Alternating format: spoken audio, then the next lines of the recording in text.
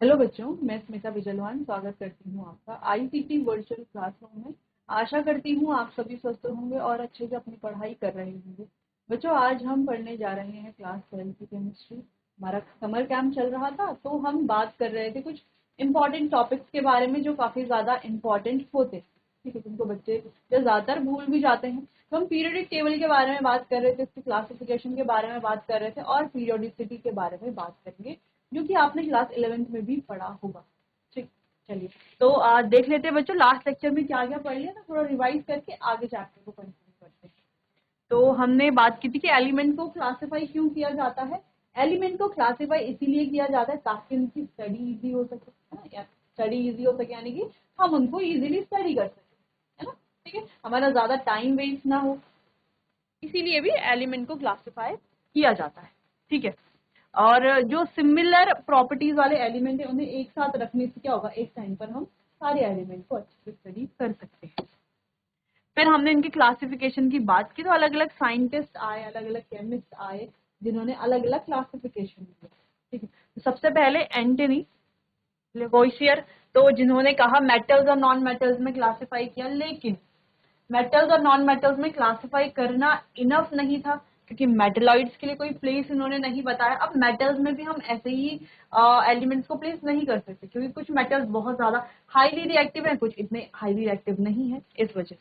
ठीक है, फिर हमने बात की डोबरिनियर्स ट्रायड के बारे में। ठीक है, जिन्होंने तीन तीन के पैर बनाए और कहा कि जो पहला और तीसरा एलिमेंट है उसका जो एटॉमिक, उनका एवरेज एटॉमिक मास निकालेंगे जब हम, तो वो मिडिल वाले के बराबर आएगा।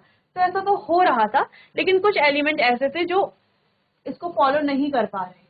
ठीक है, फिर धीरे धीरे नए नए एलिमेंट भी डिस्कवर हुए और ये लॉ भी जो है हम कह सकते हैं कि आगे नहीं चल पाया।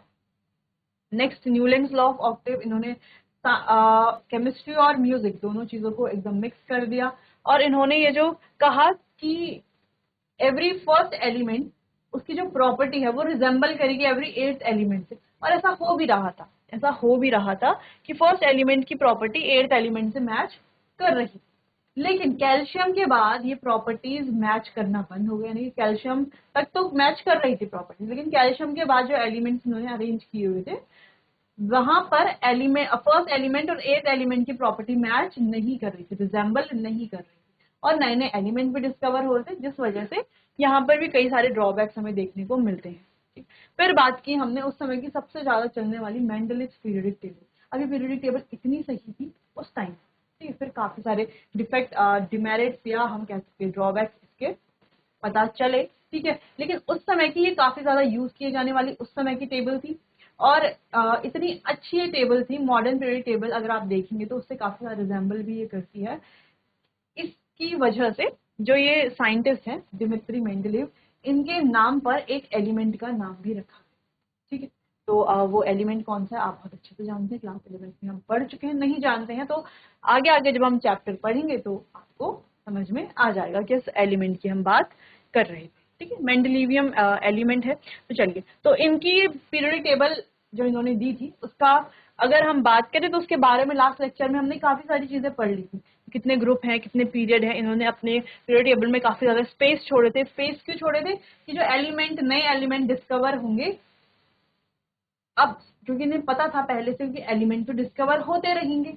ठीक है, एलिमेंट डिस्कवर होंगे तो एलिमेंट को कहाँ रखेंगे पीरियड टेबल में, फिर से दोबारा बनानी पड़ेगी, है ना, ऐसा तो कर नहीं सकते। तो उन्होंने स्पेस छोड़ दी कि एलिमेंट जो डिस्कवर होंगे और यहाँ तक कि उनकी प्रॉपर्टीज भी पहले से प्रिडिक्ट कर दी, उनका नाम भी बता दिया कि ये नाम होगा, ये प्रॉपर्टी होगी। ठीक है, और ऐसा हुआ भी, जो एलिमेंट डिस्कवर हुए वो यहाँ पर आ भी रहे थे इन स्पेसेस में और प्रॉपर्टी उनकी रिजेंबल भी कर रही थी जो मेंडलीव ने प्रॉपर्टी। ठीक है, इसके अलावा इनर्ट गैसेस के लिए इन्होंने अलग से जगह छोड़ दी थी कि कुछ हो सकता है कुछ ऐसे एलिमेंट डिस्कवर हो बाद में जो ज्यादा रिएक्टिव ना हो, तो उनके लिए अलग जगह छोड़ दी। ठीक है, बाकी पीरियोडिक टेबल काफी सही बनी हुई थी, लेकिन इसके भी कई सारे डिमेरिट्स थे। अब डिमेरिट्स ये थे बच्चों की कुछ डिसिमिलर एलिमेंट, जैसे कि कुछ एलिमेंट ऐसे जिनकी प्रॉपर्टीज सेम, सिमिलर प्रॉपर्टीज थी, उन्हें अलग अलग ग्रुप में रखा गया। कुछ एलिमेंट ऐसे थे जिनकी डिफरेंट प्रॉपर्टी, सिमिलर प्रॉपर्टी थी बिल्कुल, उन्हें एक ही ग्रुप में रख दिया गया, ठीक है। और यहाँ पर सारे ग्रुप्स को अगर आप देखोगे तो दो दो कैटेगरी, दो दो सब ग्रुप में बांटा गया, लेकिन 8th वाले को 3 में बांटा गया, तो इसका एक्सप्लेनेशन उन्होंने नहीं दिया। आइसोटोप्स की पोजीशन के बारे में नहीं बताया, हाइड्रोजन की फिक्स्ड पोजीशन कोई नहीं थी उस समय पर, आइसोटोप्स की पोजीशन के बारे में नहीं बताया, लेंथेनॉइड और एक्टेनॉइड के बारे में, उनकी पोजीशन के बारे में नहीं बताया कि वो कहाँ पर रखेंगे पीरियोडिक टेबल में, ठीक है। तो ये कुछ डिमेरिट्स थी उनकी। फिर आई हमारी मॉडर्न पीरियोडिक टेबल, जहां पर बताया गया कि physical and chemical properties of element are periodic function of their atomic number. उन्होंने कहा कि एटॉमिक नंबर ज्यादा फंडामेंटल प्रॉपर्टी है एटॉमिक मास, ठीक है। क्लियर है? चलिए, तो इस पीरियोडिक ये जो मॉडर्न पीरियोडिक टेबल है, इसके कुछ फीचर्स के बारे में हमने बात कर ली थी कि 7 पीरियड हैं, 18 ग्रुप हैं। इन ग्रुप्स को अगर हम देखें कि फर्स्ट एस ब्लॉक और पी ब्लॉक को अगर हम देखते हैं तो इन्हें ए करके रिजेंबल किया जाता है, बाकी जो हमारे डी ब्लॉक है उसे बी भी आप देख सकते हो, बी भी लिखा हुआ है, ये भी हमने देख लिया था, ठीक है। फिर हम कहते हैं कि ये जो एस ब्लॉक है और पी ब्लॉक है, इन्हें रिप्रेजेंटेटिव एलिमेंट्स भी कहते हैं, रिप्रेजेंटेटिव ब्लॉक बोल लो, रिप्रेजेंटेटिव एलिमेंट, क्यों? क्योंकि यही हमारी पीरियोडिक टेबल को रिप्रेजेंट करते हैं। बाकी डी ब्लॉक को कहा जाता है ट्रांजिशन एलिमेंट, ठीक है। क्लियर है क्यों कहा जाता है ट्रांजिशन एलिमेंट? बहुत बार डिस्कस कर लिया। फिर हमने बात की पीरियड का क्लासिफिकेशन किया, शॉर्ट पीरियड, लॉन्ग पीरियड, ठीक है, इनकम्प्लीट लॉन्ग पीरियड कौन कौन से। फिर हमने ग्रुप्स के बारे में बात की, अलग अलग ग्रुप्स कौन कौन से, अलग अलग फैमिलीज कौन कौन से ग्रुप्स। चलिए अब बात करते हैं ट्रांजिशन और इनर ट्रांजिशन। तो ट्रांजिशन एलिमेंट कौन से एलिमेंट होते हैं? Those element lying in between group second A and third A from group 1B to 7B and group 8 are called transition element। ध्यान से हम देख सकते हैं यहाँ पे ट्रांजिशन एलिमेंट कौन से हैं, यहाँ से सेकंड बी से यहाँ, ठीक है। ये सारे ही क्या है हमारे ट्रांजिशन एलिमेंट्स हैं।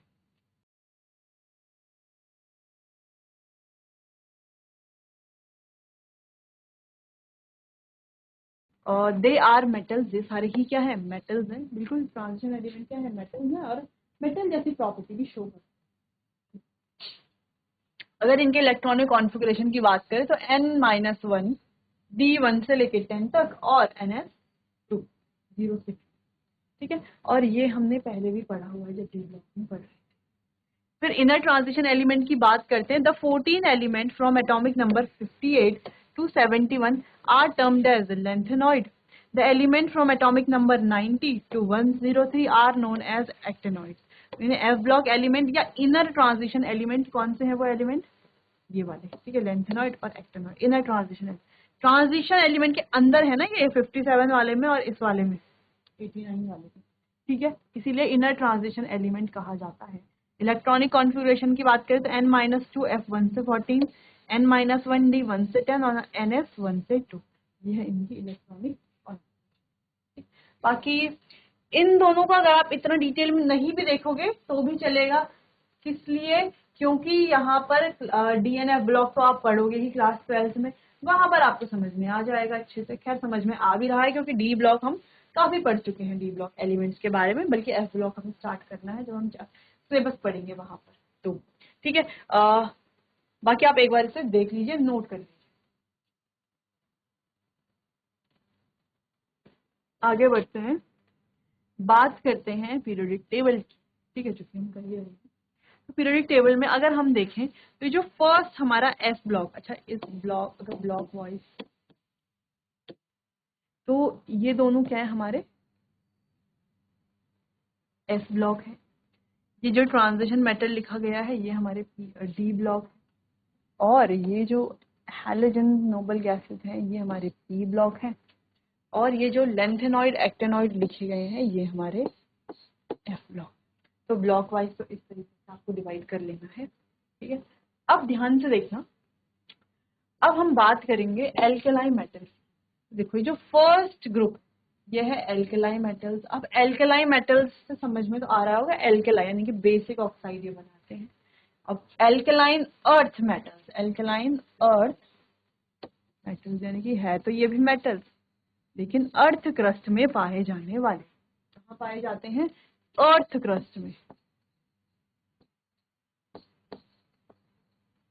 ठीक है, और ये भी क्या है, एल्केलाइन है, तो सेम ऐसे ही ये भी बेसिक ऑक्साइड बनाते होंगे। ठीक, क्लियर।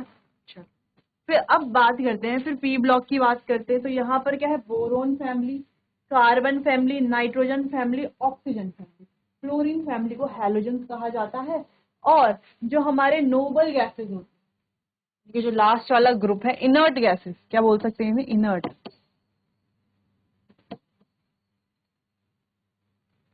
इनर्ट गैसेस या नोबल गैसेस। ठीक है, तो लास्ट वाला जो ग्रुप है ये हमारा इनर्ट गैसेस या नोबल गैसेस का होता है। बाकी एफ ब्लॉक में ये है हमारे लेंथेनॉइड्स और ये है हमारे एक्टिनॉइड्स, लेंथेनॉइड और एक्टिनॉइड। लेंथेनॉइड लेंथेनम से शुरू होते हैं और एक्टिनॉइड एक्टिनम से शुरू होते हैं। ठीक है, यहाँ पर ये है लेंथेनॉइड, ये है एक्टिनॉइड। इस तरीके से क्लियर है। चलो अब डी ब्लॉक की बात करते हैं। तो डी ब्लॉक के जो एलिमेंट है इन सभी को ट्रांजिशन एलिमेंट कहा जाता है।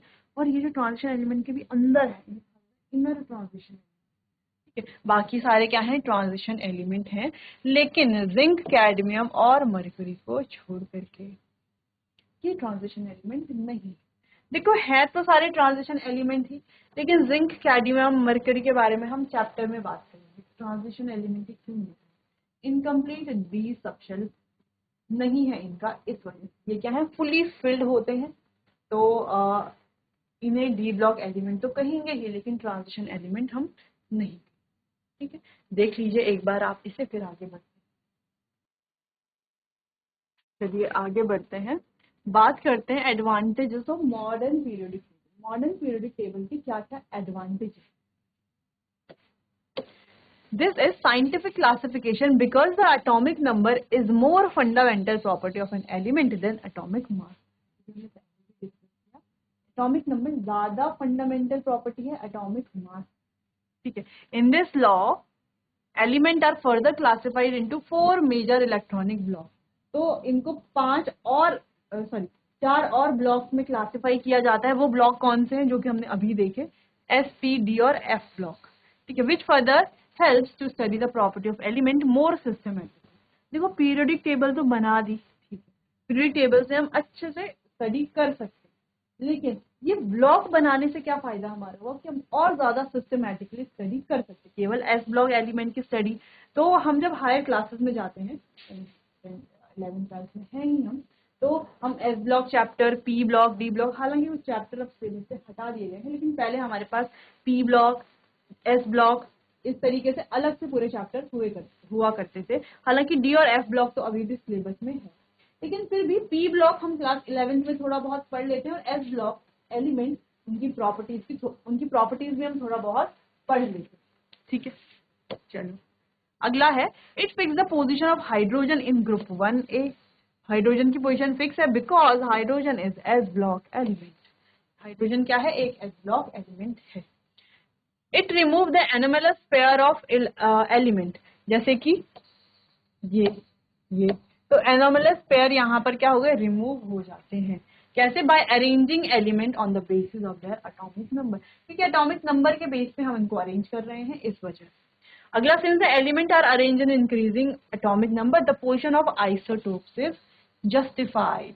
अब इंक्रीजिंग एटॉमिक नंबर के बेस पर हम इनको अरेंज कर रहे हैं, जिस वजह से आइसोटोप की पोजीशन भी जस्टिफाई हो जाती है।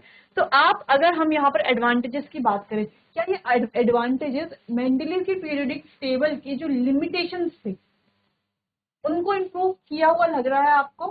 हाँ, तो बिल्कुल ऐसा ही है। ठीक है, तो उन्होंने, हेनरी मोजले ने मेंडलीव के जो लिमिटेशंस थे, पीरियोडिक टेबल के लिमिटेशंस थे, उन पर काम किया। ठीक है, having similar properties of lanthanoid and actinoid are excluded from main body which is easier to study their property। तो lanthanoid और actinoid की पोजीशन मेंडलीव पीरियोडिक टेबल में तो नहीं पता चली, लेकिन यहाँ पर क्या कर दिया गया है, एक्सक्लूड कर दिया गया है, उन्हें अलग से लाया दिया गया है, मेन बॉडी से अलग कर दिया गया है, जिस वजह से इनकी स्टडी करना ज्यादा इजी हो जाएगा। क्योंकि ये जो मेटल्स हैं, ठीक है, ये अलग प्रॉपर्टी शो करते, इनको इनके साथ पढ़ना ऐसा नहीं कि पॉसिबल नहीं है, पॉसिबल है, पढ़ सकते हैं, लेकिन ज्यादा सिस्टमेटिकली तभी होगा जब इन्हें अलग से हम स्टडी करेंगे। जो कि हम करते भी हैं डी और एफ ब्लॉक में, और डी ब्लॉक को हम अलग से पढ़ते हैं और एफ ब्लॉक को अलग से पढ़ते हैं।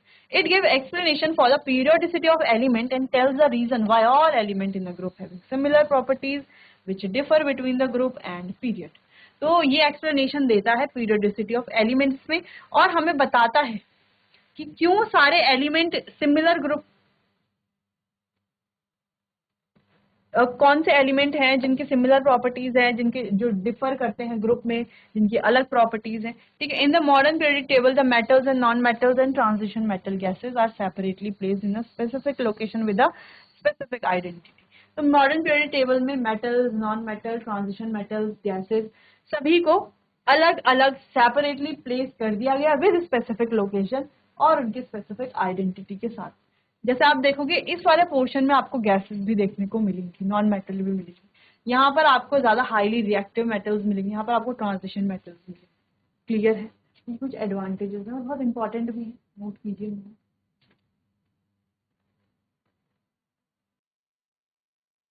चलिए, तो जैसे हमने यहाँ पे बात भी की थी कि कौन से एलिमेंट को जो है एक ग्रुप में रखा गया है, जिसकी सिमिलर प्रॉपर्टीज सारे एलिमेंट क्यों रखा गया है, ये सारी बातों, ये सबके सॉल्यूशन हमें यहाँ पर मिल जाते हैं। नेक्स्ट बात करते हैं डिफेक्ट के बारे में। मॉडर्न पीरियड टेबल में भी वो डिफेक्ट क्या है? जैसे group 7 consist of 3 column without any justification.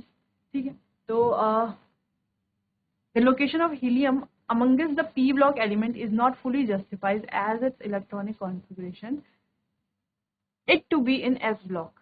ठीक है, अगर हम हीलियम की बात करते हैं, हीलियम की अगर हम इलेक्ट्रॉनिक कॉन्फ़िगरेशन लिखते हैं, अगर हम हीलियम की बात करते हैं, हीलियम के इलेक्ट्रॉनिक कॉन्फ़िगरेशन है 1s2।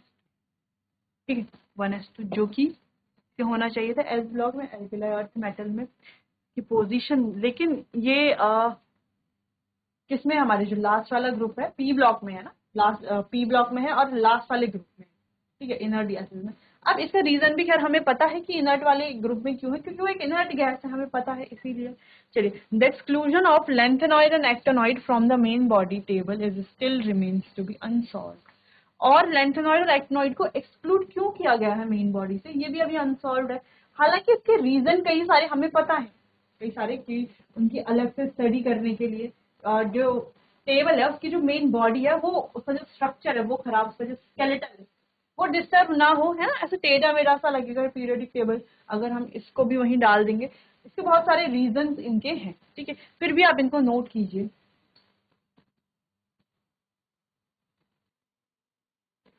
आगे बढ़ते हैं, बात करते हैं मेंडलीव पीरियोडिक टेबल और मॉडर्न पीरियोडिक टेबल के बीच में क्या सिमिलैरिटीज हैं या क्या डिफरेंसेस है।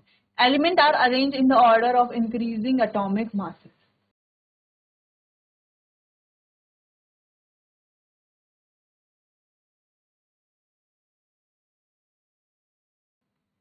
इंक्रीजिंग एटॉमिक नंबर, जबकि यहाँ पर किया गया atomic number increasing atomic number के बेसिस पर। ठीक है, there are 7 groups and 6 period, जबकि यहाँ पर 18 ग्रुप्स हैं और 7 पीरियड है।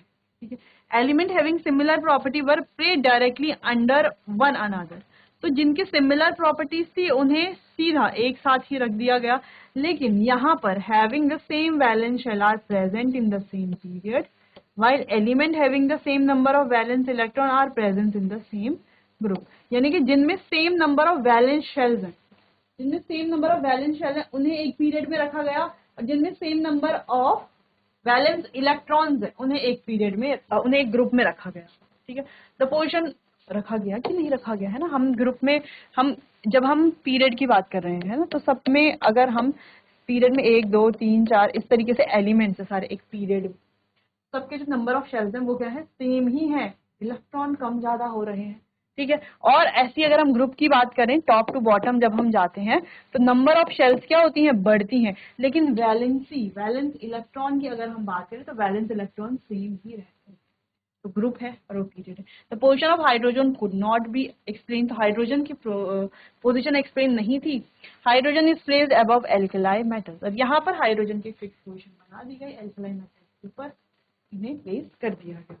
No distinguishing position for metal and non metal, metal और नॉन मेटल के लिए कोई डिस्टिंग्विशिंग पोजीशन नहीं थी, जबकि यहाँ पर metal are placed at the left hand side of the periodic table, सारे metals left hand side placed हैं, whereas non metal are placed in the right hand side, जबकि non metals right hand side की तरफ placed है, जो हमारा P block, ठीक है। लेफ्ट हैंड साइड जो हमारा डी ब्लॉक है, एस ब्लॉक है, वहां पर सारे मेटल्स हैं, ठीक है। क्लियर है? तो दोनों डिफरेंस, दोनों के बीच में जो डिफरेंस है वो बहुत ज्यादा इंपॉर्टेंट है, नोट कीजिए।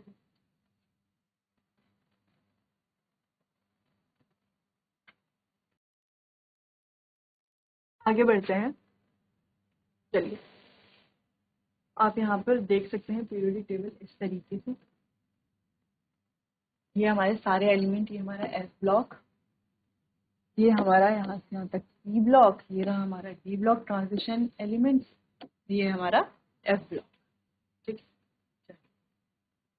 अच्छा, बाकी आपको ये याद कर लेने हैं, बिल्कुल आपको याद करना है, पूरी पीरियोडिक टेबल याद है। आप इसे पीरियड वाइज याद कर सकते हैं, पीरियड वाइज याद करना थोड़ा सा मुश्किल होता है, आपको ग्रुप वाइज याद कर लेना, ग्रुप वाइज भी याद कर लोगे। आप पीरियड वाइज याद करना चाहते हो, आप पीरियड वाइज भी याद करो, ठीक है। देखो कम से कम आपको ग्रुप पीरियड वाइज भी, यानी कि 1 2 3 4 सीक्वेंस में भी आपको कम से कम याद होने चाहिए एलिमेंट यहां तक, ठीक है, 36 तक। नेक्स्ट ग्रुप वाइज अगर हम कहें तो सारा पीरियोडिक टेबल आपको याद होना चाहिए ग्रुप वाइज, ठीक है। तो इसके कुछ शॉर्ट मेमोनिक्स होते हैं याद करने के, आप याद कर सकते हो। जैसे आप पूरा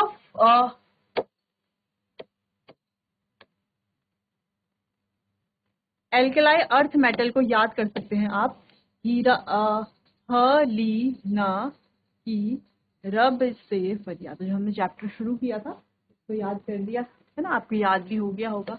बेटा मांगे कार स्कूटर बाप राजी, इस तरीके से भी आप इसको याद कर सकते हो, है ना, ज्यादातर इसी तरीके से इसे याद किया जाता है। बाकी आप यहाँ से तो आपको याद कर लें, scandium, titanium, vanadium, chromium, magnesium, iron, cobalt, निकल, कॉपर, जिंक, इस तरीके से ये सारे 3D 4D 5D 6D तो आपको याद करने, क्योंकि ये तो आपको चैप्टर पढ़ना है डी ब्लॉक, ठीक है। आपको डी ब्लॉक पढ़ना है तो आपको पूरा डी ब्लॉक याद होना चाहिए सीरीज वाइज, है ना, 3D series, 4D series, 5D series. इसके अलावा सीरीज वाइज तो याद होना ही चाहिए, या ग्रुप वाइज भी आपको याद होना चाहिए, ठीक है। तो ग्रुप वाइज भी इससे क्वेश्चन पूछा जाता है, ठीक, जैसे जिंक, कैडमियम, मरकरी, इस तरीके से अभी आपको याद कर लेना है, ठीक है। बाकी इंपॉर्टेंट ऐसा है 3D 4D 5D इस तरीके से याद कर लेना है। याद क्यों करना है? क्योंकि इनसे ट्रेंड पूछा जाता है। जैसे आपसे पूछ लेंगे कि कोई सा भी ट्रेंड आपसे पूछ लिया जाए, किसी का भी, कि आप आयनाइजेशन एनर्जी का या इलेक्ट्रोनेगेटिविटी का या किसी भी चीज का, एटॉमिक साइज का आप ट्रेंड बताइए इस पीरियड में या इस ग्रुप में, तो इसीलिए आपको ग्रुप वाइज याद होनी चाहिए। ज्यादातर ग्रुप से पूछा जाता है, पीरियड वाइज भी पूछा जाता है, तो पीरियड वाइज भी आपको याद होने चाहिए। देखो अगर आपको ग्रुप वाइज याद है तो पीरियड वाइज तो आप बना ही लोगे, है ना, पीरियड वाइज तो बना ही लोगे आसानी से, ठीक। चलिए, तो बाकी यहाँ से भी आपको याद कर, जैसे बैंगन, आलू, गाजर, इन थैला नहीं है, इस तरीके से याद कर सकते हैं आप। या फ्लोरीन, क्लोरीन, ब्रोमीन, आयोडीन, ये तो आपको बिल्कुल अच्छे से याद होना चाहिए। या हम कहे काशी गए संत प्रभु फिलहाल, इस तरीके से, ठीक है। या सारे ही ऐसे आप याद कर सकते हैं। तो अलग अलग ट्रिक्स इनकी हैं, जैसे यहाँ से आप याद कर सकते हो हीरा, नीलम और कोहिनूर जैसे रत्न ओरिजिनल। तो पूरा आप इस तरीके से छोटे छोटे मेमोनिक्स बना करके याद कर सकते हैं। सेम ऐसे ही आपको याद करना है एफ ब्लॉक में दोनों, ठीक है, दोनों ये जो हमारे एफ ब्लॉक के हैं ये सारे भी आपको अच्छे से याद कर लेंगे, ठीक है। ज्यादातर 3D 4D और 5D आपको अच्छे से याद कर लेना है, इससे ज्यादातर क्वेश्चन पूछे जाते हैं 3D 4D और 5D। 6D से ज्यादा क्वेश्चन ऐसा नहीं कि पूछ नहीं जाते, पूछे भी जाते हैं, ठीक है। तो जब आप 4D याद करेंगे, सॉरी 5D याद करेंगे, तो आप 5D यहाँ से याद करेंगे सीधा, ठीक है। फ्रेंसियम से पूरा आप यहाँ तक ओजी तक याद कर लेंगे, ठीक है। इसको आपको पीरियड वाइज याद करना है, इसलिए पीरियड वाइज पूछा जाता है, इससे क्वेश्चन भी ऐसे ही आते हैं एग्जाम में। चलो बाकी ये एक्टिनॉइड सीरीज लेंथेनॉइड सीरीज दोनों आपको बहुत अच्छे से याद कर लेनी है, और ये इतनी मुश्किल नहीं है क्योंकि ये याद करना इसलिए जरूरी, देखो डी ब्लॉक और एफ ब्लॉक तो आपको याद करने ही है क्योंकि इनसे तो क्वेश्चन आएंगे। इन ये तो चैप्टर है हमारे पास डी ब्लॉक एफ ब्लॉक, आप अभी याद नहीं करेंगे तो डी ब्लॉक एफ ब्लॉक जब हम पढ़ेंगे वहां पर आपको याद करना ही पड़ेगा। ठीक है, बाकी पी ब्लॉक की बात करें तो पी ब्लॉक थोड़ा बहुत हमें पता होना चाहिए, याद इसको कर लेना है, और ये इजी भी है डी ब्लॉक, और एस ब्लॉक तो काफी इजी है याद करना। एस ब्लॉक हमने फर्स्ट डे जिस दिन चैप्टर स्टार्ट किया था वहां पर एस ब्लॉक याद करवाया था, तो आपको याद हो गया होगा, तो आप एक बार देख लीजिए।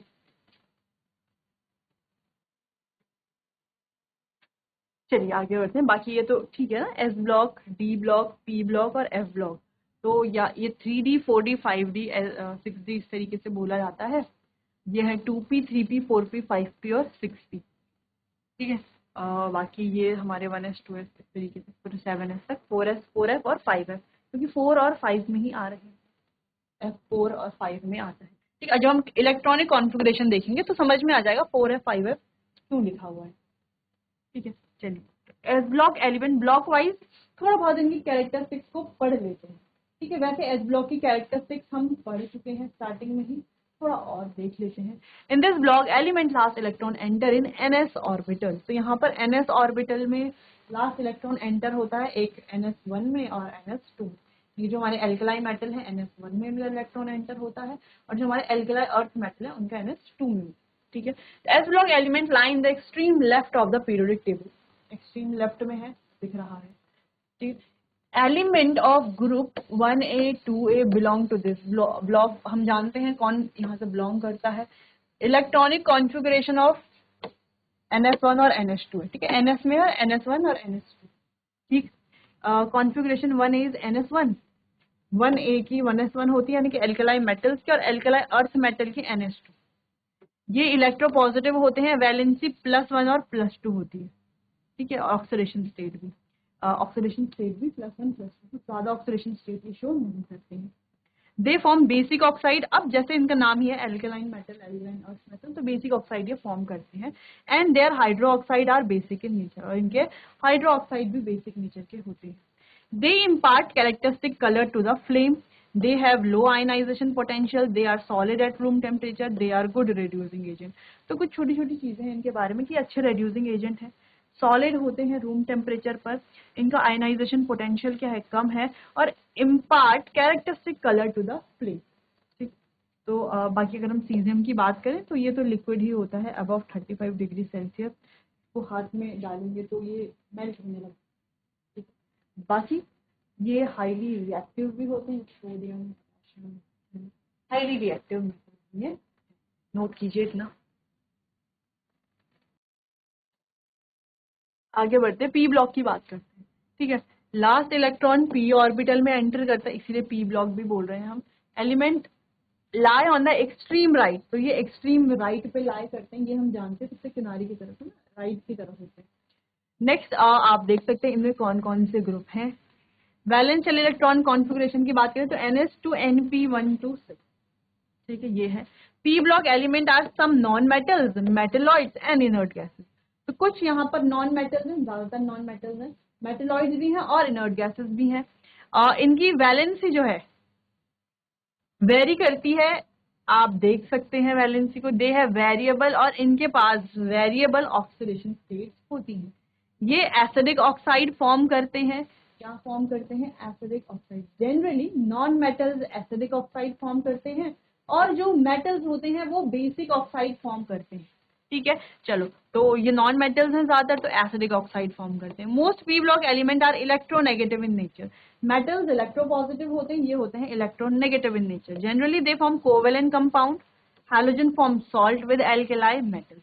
तो जो हैलोजन ग्रुप है हमारा, हैलोजन फैमिली भी जैसे हम बोलते हैं, क्लोरीन फ्लोरीन ब्रोमीन आयोडीन वाली, तो वो क्या करते हैं, form salt with alkali metals. Alkali metals जैसे कि सोडियम है, इनके साथ सोडियम एल्केलाई मेटल है ना, इनके साथ मिलकर के क्या बनाते हैं, सॉल्ट बनाते हैं। हम जानते भी हैं, सॉल्ट लास्ट 10th में हमने पढ़ा है।